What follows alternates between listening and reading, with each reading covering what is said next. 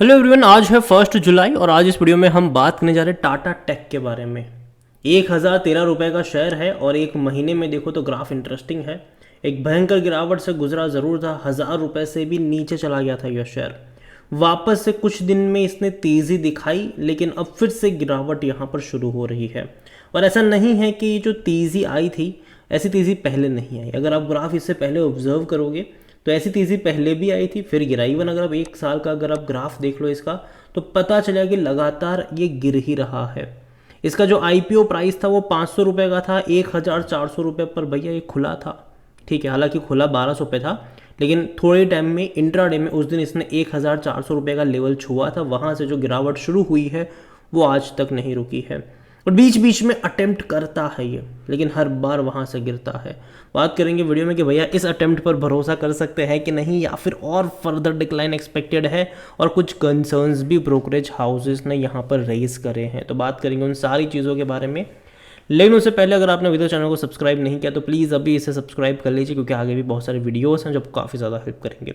तो पहली चीज़ तो ये कि जिसको आईपीओ में यह नहीं मिला था, ठीक है, उसके बाद जिस किसी ने यहाँ पर बॉटम फिशिंग करने की मतलब कोशिश करी है, ठीक है, उन सब का लॉस हुआ है।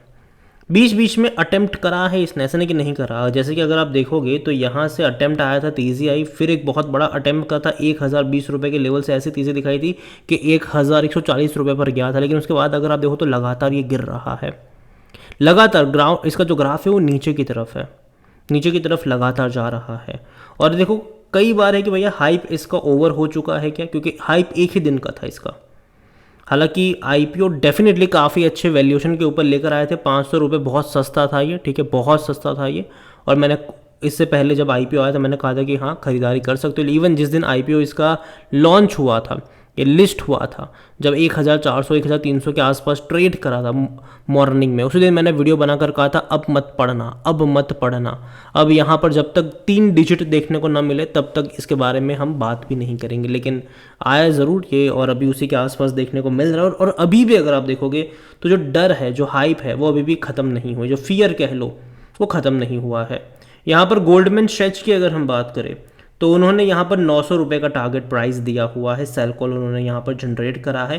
पहले उनका टारगेट था 1029 रुपये का, जिसको घटा के 900 रुपये इन्होंने यहाँ पर करे हुए हैं। और सिर्फ गोल्डमैन सैच्स ही नहीं, कुछ ब्रोकरेज हाउसेस ने और भी मतलब ऐसे इसी तरीके के टारगेट्स दिए हुए हैं। हालांकि काफ़ी अच्छी तरीके से डेफिनेटली मैं मानता हूँ कि चीज़ें बेहतर है, कंपनी अच्छी है, बुरी नहीं है, लेकिन डेफिनेटली वैल्यूएशन थोड़े से इसके महंगे अब ज़रूर है। और यहाँ पर अगर आप देखोगे तो अप्रोक्सीमेटली 6 ब्रोकरेज ने यहाँ पर सेल कॉल दिया है, जबकि 3 ब्रोकरेज हाउस ने यहाँ पर बाय कॉल यहाँ पर दिया हुआ है। और नंबर्स भी अगर आप देखोगे तो ठीक ठाक ही थे, मतलब उतने ज़्यादा बेटर वैसे नहीं आ रहे हैं। और जहाँ तक जो कंसर्न्स यहाँ पर रेज हो रहे हैं, तो सबसे बड़ा कंसर्न जो मुझे यहाँ पर लगता है वो ये है कि इनके जो क्लाइंट्स हैं उनके रेवेन्यू डिप हो रहे हैं। क्योंकि देखो जाहिर सी बात है, ये क्लाइंट सर्विसिंग वाला काम है इनका, ठीक है, जिनको अपनी सर्विसिंग प्रोवाइड करा, जिन ऑटोमोबाइल जायंट को ये अपनी सर्विसिंग वगैरह प्रोवाइड करवाते हैं, उनके रेवेन्यू में अगर तेज़ी नहीं आएगी तो भैया इनको भी फ़ायदा नहीं होगा। इन रिसेंट रिपोर्ट जो गोल्डमैन सैच्स ने कंसर्न रेज करे, विनफास्ट जो कि काफ़ी बड़ा क्लाइंट है इनका, टाटा टेक्नोलॉजीज़ का one of the major customer है ये। और यहाँ पर अगर आप देखोगे तो वियतनामी कार मेकर विटनेस करा है 88% का decline last year, 88%। The EV maker has grabbing the issue since the listing of the August 2023 while the stock price surge। अगर आप देखो तो मतलब काफ़ी बड़ी तेज़ी लिस्टिंग के दिन ही आई थी यहाँ पर, लेकिन उसके बाद डेफिनेटली गिरावट हमें देखने को मिली है यहाँ पर। और अगर आप देखोगे तो कंसर्न यहाँ पर है कि भाई जो विनफास्ट है, कहीं ना कहीं उनके वैल्यूएशन के ऊपर भी दिक्कतें पैदा हो रही है। तो प्रॉब्लम यहाँ पर ज़रूर है, उनके क्लाइंट्स के रेवेन्यू कम हो रहे हैं, तो जाहिर सी बात है इनके ऊपर भी असर यहाँ पर आएगा।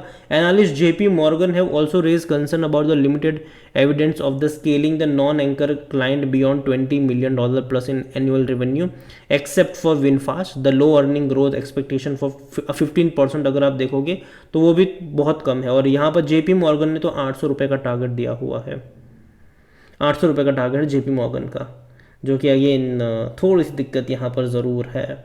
जबकि अगर हम बात करने जाए तो भाई साहब देखो, कंपनी बुरी नहीं है, लेकिन जो इनके क्लाइंट्स हैं जिसको सर्विसिंग वगैरह प्रोवाइड करवाते हैं वहाँ पर प्रॉब्लम चल रही है, तो इसका असर इसके ऊपर भी ज़रूर पड़ेगा। और कोई बहुत बड़ी क्वांटिटी में यहाँ पर ट्रेडिंग भी नहीं हो रही है। मुश्किल से 6 लाख के आसपास के शेयर आज यहाँ पर ट्रेड होते नजर आए। ऑल टाइम हाई 1400 रुपये का है, जो उसने लिस्टिंग के दिन बनाया था उसके बाद कभी नहीं गया है इस लेवल पर। तकरीबन 980 के आसपास का लो भी इसने बनाया। मार्केट कैप इसका 41,000 करोड़ के आसपास का देखने को मिल रहा है। कंपनी को लेकर अगर हम बात करने जाए तो यहाँ पर मई महीने में ICICI सिक्योरिटीज़ का बाई कॉल था, 1300 रुपये का टारगेट था। अगेन मैं बता दूं कि टारगेट 1 साल के होते हैं, तो ये मत समझा जाए कि भाई साहब, मतलब डेफिनेटली जब उन्होंने दिया था तब उसके मुकाबले तो काफ़ी नीचे है ये, ठीक है। और according to Moneycontrol user हर कोई कह रहा है बेच और भाग जाओ, यहाँ पर खरीदारी करने की कोई बात नहीं कर रहा है। मेरे हिसाब से अभी भी यहाँ पर जो ग्राफ है इसका वो लगातार डिक्लाइन वाला है, वो कोई कॉन्फिडेंस नहीं दे रहा है कि यहाँ से तेज़ी आएगी। और जहाँ तक बात करी जाए इस कंपनी में, तो रीसेंट अगर आप इनसाइडर ट्रांजैक्शन समरी अगर आप देखते हो तो बिकवाली वाली ज़्यादा है। मार्च महीने की 1,000 रुपये, 1,075 रुपये, 1,080 रुपये, 1,100 रुपये में अगर आप देखोगे तो 47,000 शेयर्स बेचे गए, 30,000 शेयर्स बेचे गए कंपनी के ही पर्सन के द्वारा, ठीक है। 3,000 शेयर बेचे गए, 1,65,000 तक के शेयर बेचे गए। तो बड़ी बड़ी क्वांटिटी में बिकवाली हुई है। यहाँ पर पैट्रिक रेमन करके कोई है जो कंपनी के डेजिग्नेटेड पर्सन है, उनकी तरफ से लगातार यहाँ पर बिकवाली होती हुई नजर आई है। कंपनी में अगर हम बात करें इनके डिविडेंड को लेकर, तो देखिए डिविडेंड पे करा है इन्होंने इस साल 8 रुपये 40 पैसे का, ठीक है। और दो अनाउंस हुआ है, एक ₹1.65 और दूसरा 8 रुपये 40 पैसे, कोई मिलाकर 10 रुपये के आसपास का कह लो कि डिविडेंड यहाँ पर इन्होंने पे आउट करा है, जो कि अच्छा डिविडेंड है, ख़राब नहीं है, अच्छा है ये। और जहाँ तक वैल्यूएशन की बात करें, देखो प्रॉब्लम यहीं पर है, 61 का पी है इसका, सेक्टर पी 31 का है। डेफिनेटली ये महंगा है, आप इसको सस्ता नहीं कह सकते। और 56% एनालिस्ट कहते हैं खरीदारी करो यहाँ पर। फिनेंशियल्स अगर आप देखोगे तो फिनेंशियल्स में जो ग्रोथ दिखनी चाहिए वो नहीं है। आप देखिए रेवेन्यू में भी जो ग्रोथ दिखनी चाहिए वो भी नहीं है। 1,288 करोड़ का इनका रेवेन्यू था, बढ़ के 1,299 करोड़ हुआ, तो ठीक है, मतलब माइनर ग्रोथ थी। 1,320 करोड़ हुआ, अगेन माइनर ग्रोथ थी। 1,325 करोड़, अगेन माइनर ग्रोथ थी। तो बहुत ही माइनर तरीके से रेवेन्यू में ग्रोथ है। प्रॉफिट में अप्स एंड डाउन्स है। 190 करोड़ का प्रॉफिट था, घट के 160 हुआ, बढ़ के 170 हुआ, फिर वापस मतलब थोड़ा बहुत घट गया, 155 करोड़ के आसपास सिमट गया। तो जाहिर सी बात है इनके जो प्रॉफिट्स है उसमें थोड़े बहुत झटके लग रहे हैं किसी किसी क्वार्टर में। रेवेन्यू अगर आप देखोगे तो मार्च में बहुत अच्छा था, 1,450 करोड़ का रेवेन्यू था, जबकि इस बार मार्च में इनका रेवेन्यू कम हो गया, 1,325 करोड़। तो 2023 का रेवेन्यू अगर आप देखोगे तो 2024 के मुकाबले ज़्यादा रहा, जो कि पिछले साल का रेवेन्यू इस साल के मुकाबले ज़्यादा रहा। तो ये भी नेगेटिव चीज़ है। इवन प्रॉफिट 216 करोड़ से घट गया है यहाँ पर। तो नंबर्स अच्छे नहीं आ रहे और वो दिख भी रहा है यहाँ पर। और यही एक वजह भी है कि भाई साहब थोड़ा बहुत भरोसा करना मुश्किल हो रहा है। जहाँ तक शेयर होल्डिंग के बारे में बात करें, प्रमोटर की होल्डिंग 55.39% की है, और लिस्टिंग में भाई साहब जिसने सबसे बड़ी बिकवाली करी है वो इंस्टीट्यूशंस ही है। 2.11% से बेच के 1.14 पर आए। डोमेस्टिक वाले भी 4.50% से बेच कर 0.50 पर आ गए, और रिटेल और एफआईल्स 2.46 से बेच के 1.09% पर आ गए।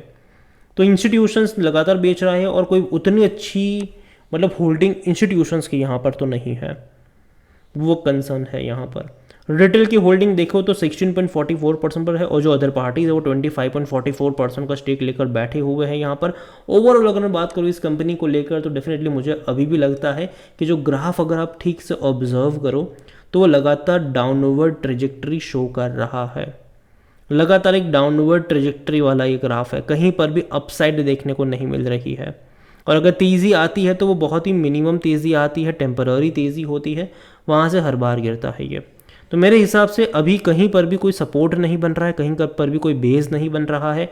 तो दूर बैठो, तमाशा देखो, जल्दबाजी मत करो, इंतज़ार करो यहाँ पर किसी एक लेवल पर एटलीस्ट थोड़ा सा अच्छा सपोर्ट बने, बेस बने, उसका वेट करो। और जब तक वो नहीं बनता है यहाँ पर मेरे हिसाब से जल्दबाजी नहीं करनी चाहिए खरीदारी को लेकर। वेट एंड वॉच, सिंपल सी बात है, यही मेरा ओपिनियन है। अगेन ये मेरा पर्सनल ओपिनियन है, कोई भी इन्वेस्टमेंट एडवाइस नहीं। वीडियो को यहीं पे एंड करता हूँ। पसंद आया हो तो लाइक करें, शेयर करें। चैनल पर अगर पहली बार है तो प्लीज़ सब्सक्राइब करें। और टाटा टेक्नोलॉजीज़ के बारे में आप क्या सोचते हैं वो भी आप मुझे कमेंट में लिख के बता सकते हैं। Thank you.